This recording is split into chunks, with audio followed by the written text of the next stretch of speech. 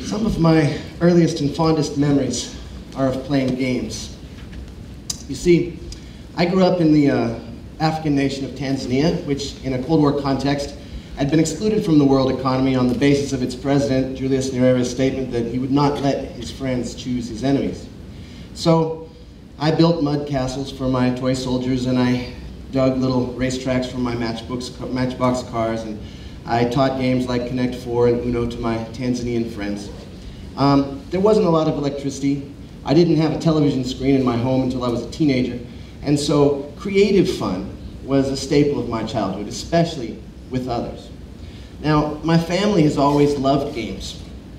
Games with dice, games with cards, board games. And so my game education progressed from the simple games of Candyland and so on to the more complex Life, Monopoly, Scrabble, Yahtzee, and then on to the adult games of Hearts and Spades and the little-known Texan domino game of 42. Like I said, sitting around a table with my family always brought me joy, and it was a lot of fun. I learned a lot of lessons playing games as well, and that's why I want to talk about that today. You see, as a teacher, I've seen the benefits learning how to play games has for students. The British professional golfer Stephen Potter created a new word in 1947. He called it gamesmanship. And this word quickly became popular in the UK, and then it spawned other words like sportsmanship that I'm sure you know. His idea was that gamesmanship, as he termed it, was the art of winning without actually cheating.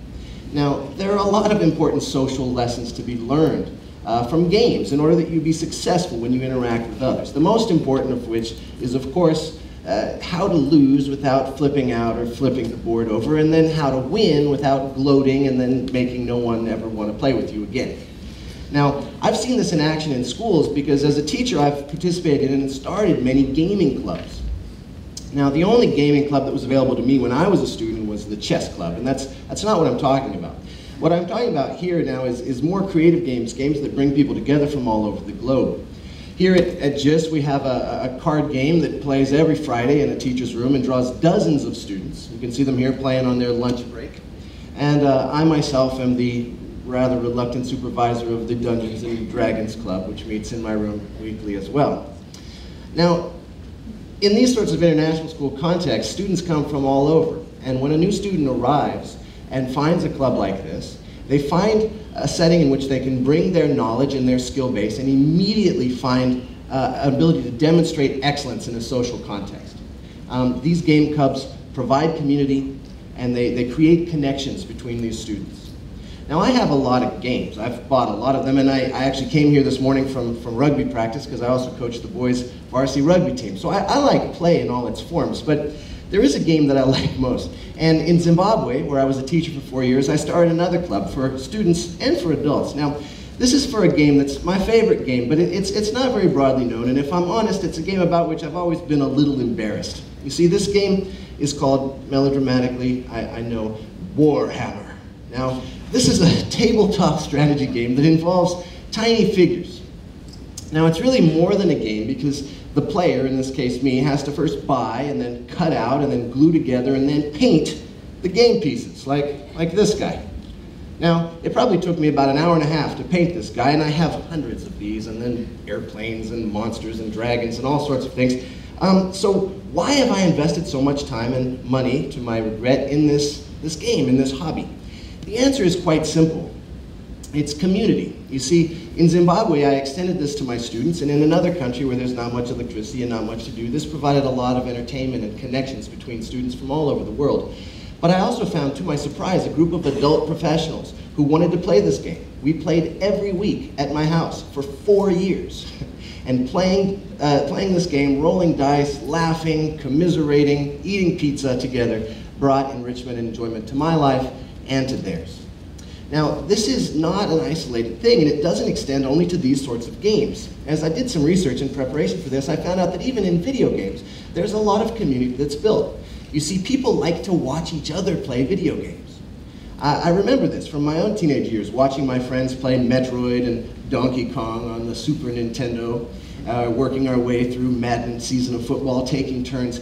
Because you see, even though there's only one person playing the game perhaps, the others, again, give advice, commiserate, laugh, and everyone enjoys it. There are even tournaments where thousands of people come to watch professional gamers go head-to-head and participate in this endeavor. I read an article in a November issue of The New Yorker, which was focused on how to use this to get rich. And people are getting rich doing this, which is interesting.